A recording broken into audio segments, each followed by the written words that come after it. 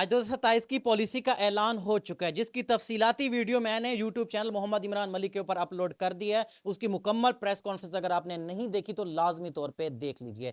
आपकी तरफ से आए हुए कुछ सवालात थे, कुछ कन्फ्यूजन थी, और सबसे जरूरी चीज हज का रेट कितना है, कितने पैसे आपको जमा करवाने होंगे, तमाम चीजें आज की वीडियो में क्लियर करने वाला हूं। सबसे पहले जो हज की पॉलिसी है, ये 27, 28, 29 और 30 के लिए 4 साल के लिए बनाई गई है, ताकि तमाम तर इंतजाम को बेहतर किया जाए। इसका मकसद यह है कि ताकि पहले से ही हमें मालूम होगा कि हमारे इतने हुजाज हज पे जाने वाले हैं, आगे के मराहिल यानी कि होटल बुकिंग, मीना मुजल्फा के कैंप्स और तमाम तर चीज़ों को पहले से बुक कर लिया जाएगा।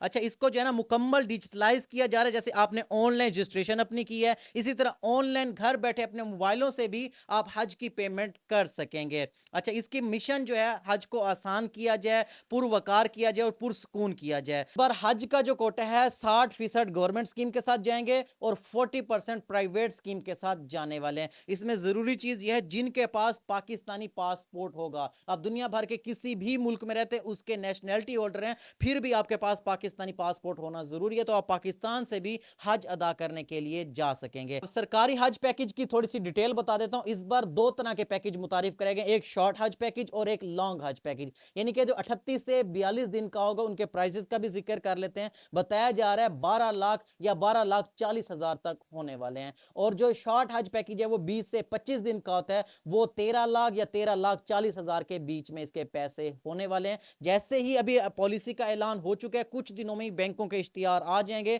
आप किसी भी बैंक में अपनी हज की एप्लीकेशन जमा करवा सकते हैं, या खुद भी घर बैठे ऑनलाइन, जैसे आपने रजिस्ट्रेशन किया है, अपनी ऑनलाइन पेमेंट कर सकेंगे। अभी ऐसा है कि आपको तकरीबन 50% पेमेंट अभी जमा करवानी होगी, 50% आपको 2-4 महीने के बाद जमा करवानी होगी। प्राइवेट टूर ऑपरेटर के साथ जो लोग हज करना चाहेंगे, एक प्राइवेट जो रजिस्टर्ड टूर ऑपरेटर है वो अपने साथ 2000 लोग लेके जा सकता है, और इनका जो लाइसेंस है इनको 3 साल के लिए रजिस्टर्ड किया जा रहा है। आगे जैसे इनकी निगरानी की जाएगी, इनकी तमाम तर चीजों को चेक किया जाएगा, अगर कोई शिकायत होगी तो इनका लाइसेंस भी कैंसिल हो सकता है। वेटिंग लिस्ट में आप कैसे शामिल हो सकते हैं, उसकी जरूरी हिदायत। आपको अभी 10% जो हज की कीमत के पैसे हैं जमा करवा के आप वेटिंग लिस्ट में शामिल हो जाएंगे। बेशक आप 28 में, 29 में या 30 में हज पे जाना चाहते हैं, तो आप अभी अपने 10% पैसे जब जमा करवा देंगे तो आपका नाम कंफर्म हो जाएगा। जैसे आप पहले आए पहले पाए की बुनियाद पे 27 के तो हो गया मुकम्मल, 28 में, 29 में या 30 में आपका ऑलरेडी रजिस्टर्ड होगा। बस अपनी बकाया रकम जमा करवा के